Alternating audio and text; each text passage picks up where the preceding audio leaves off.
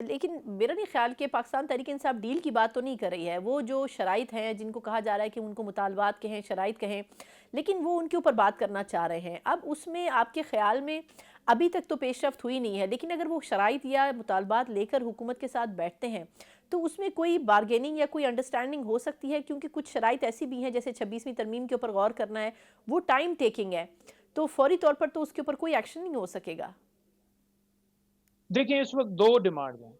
Number 1 मैंने कहा कि 26 जो है वो साने के ऊपर जुडिशल कमीशन और 9 हम्म। मई पे जुडिशल कमीशन और दूसरा सियासी कैदियों की रिहाई। खान हम्म। साहब और उसके अलावा जितने हमारे सियासी कैदी हैं लीडर या वर्कर्स तमाम को रिहा किया जाए।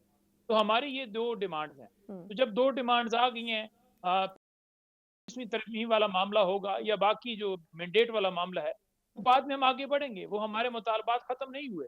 लेकिन इस सिविल नाफरमानी की तहरीक के अंदर हमने जो मुतालबे तो रखे हैं, वो यही हम्म। हैं और इसके लिए हम चाहते हैं कि अगर कोई बात करना चाहता है, तो वो बात करे। हम्म। हुण गढ़ ते कोनी ना गलनी। ये तो हमारी बिल्कुल। तरफ से ऑफ़र हो हाँ। गई है, तो बस आ जाएँ, आएँ। करना चाहिए। जी। अच्छा, लेकिन अब ये हुकूमत ये कह रही है, आज भी पार्लियामेंट में कहा उन्होंने कि आप एक तरफ सिविल नाफरमानी की बात कह रहे हैं, गंडापुर साहब ने आज भी एक स्टेटमेंट दिया कि जी हम तो खान साहब जब कहेंगे हम तहरीक शुरू कर देंगे।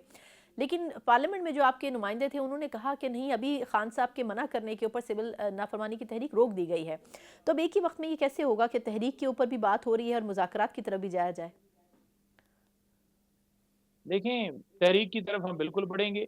अगर मुज़ाकरात जो हैं वो नहीं होते और हमारी डिमांड जो हमने रखी है, वो डिमांड्स पूरी हम्म। नहीं होती, हम्म। तो हम बिल्कुल तहरीक तहरीक की तरफ बढ़ेंगे हम्म। और हमने अपना मौक़िफ़ दे दिया है। हम्म। अब कोई अगर समझता है कि उसने पूरा नहीं करना, तो डेफ़िनेटली वो उस मुल्क का दुश्मन होगा और उस तहरीक का जो भी आगे होगा अमल हम्म। वो उसका ज़िम्मेदार भी वही होगा। हम्म। क्योंकि देखिए आपके पास आईन पाकिस्तान जो है ना वो आपको राइट देता है एहतजाज का।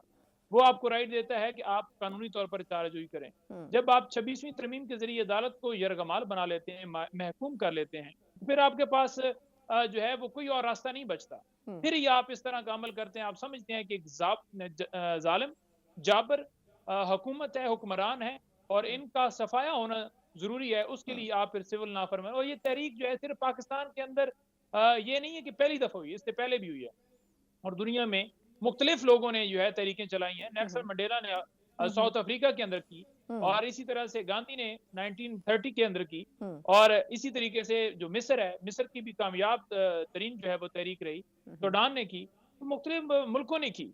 तो उसी वक़्त की जाती है जब कोई ऐसे लोग आकर नाफ़िज़ कर दिए जाते हैं या ऐसे लोग आके बैठ जाते हैं जो ज़ालिम हों, जो जाबिर हों, जो इल्लीगल हों, ठीक। जिनके पास कोई जवाज़ नहीं, जो हम्म। ज़ुल्म करें वहाँ हम्म। के लोगों के ऊपर। तो फिर हम्म। लोग जो हैं वो खड़े हो जाते हैं। हम्म। वो कहते हैं जी बिल्कुल इस हुकूमत का तख्ता हमने पलटना है। हम्म। जब अवामी हुकूमत आएगी तो फिर वो ही नहीं, चलाएगी। रियासत लेकिन तो ये अवाम तो, से होती है हाँ, ना। लेकिन ये तो नई इनकलाब की बात है ना। चले, अगर हालात मुज़ाकरात से बेहतर हो सकते हैं, मामलात हल हो सकते हैं, तो फिर इतनी एक्सट्रीम पोजीशन पर मेरा ख्याल है दोनों कुव्वतों को नहीं जाना चाहिए।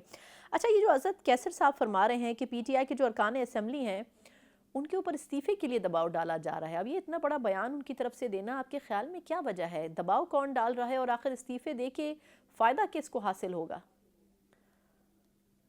देखिए बात ये है ना कि नून लीग को भी बड़ी अच्छी तरह से पता है, पीपल्स पार्टी को भी बड़ी अच्छी तरह से पता है। ये आप अवाम की राय को चेंज नहीं कर सकते। ये कोई सिर्फ़ पीटीआई के लोग नहीं हैं। हुँ। या आप ये समझिए कि ये पाकिस्तान से ये पैदा होते ही पीटीआई का हिस्सा बन गए। ये लोग हक के ऊपर बात कर रहे हैं, ये इंसाफ की बात कर रहे हैं, ये मुल्क के अंदर जमहूरियत की हुँ। बात कर रहे हैं। हुँ। हुँ। हर बंदा जो जमहूरियत को सपोर्ट कर रहा है, जो के खिलाफ बोल रहा है, उसको आप कह रहे हैं कि ये इंतशारी है, नहीं। हुँ। किसी ने वोट दिया है, किसी ने नहीं दिया। किसी की सपोर्ट पीटीआई की है या नहीं है, लेकिन हुँ। अगर कोई ज़ुल्म के खिलाफ बोलता है, उसको भी कहा जाता है ये पीटीआई का।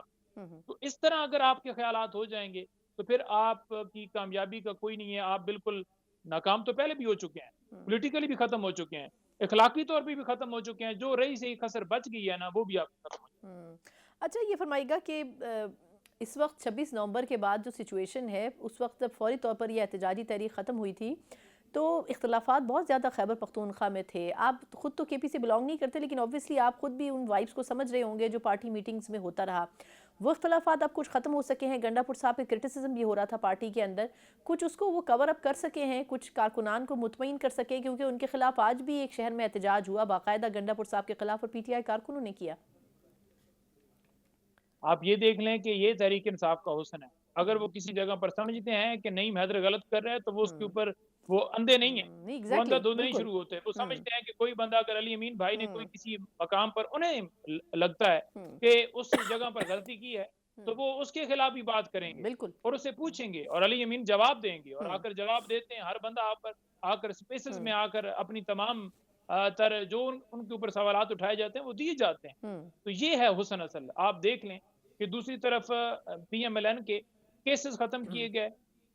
उनके अपने दौरे हुकूमत के अंदर ही दुनिया में कहीं नहीं हुआ कि एक बंदा गवर्नमेंट में आए और अपने केसेस खत्म कर ले। मैं एक मिसाल आपको दे देता हूँ खान साहब की, कि खान साहब के ऊपर जो है वो मुकदमात हुए उस वक्त पार्लियामेंट के ऊपर हमले वाले। हम्म तो जो वो पार्लियामेंट के ऊपर हमले वाले मुकदमात थे हम्म ना, एटीसी के अंदर चल रहे थे, हम्म आज तक भी वो मुकदमात चल रहे हैं। इमरान खान का दौर भी गुजर गया, उस दौर में भी उसने उनको अदालतों को प्रेशराइज करके अपने केसेस नहीं खत्म करवाए। प्रोसिक्यूशन को ये नहीं कहा कि आप जाकर बयान दो कि इमरान खान को बरी कर दिया जाए।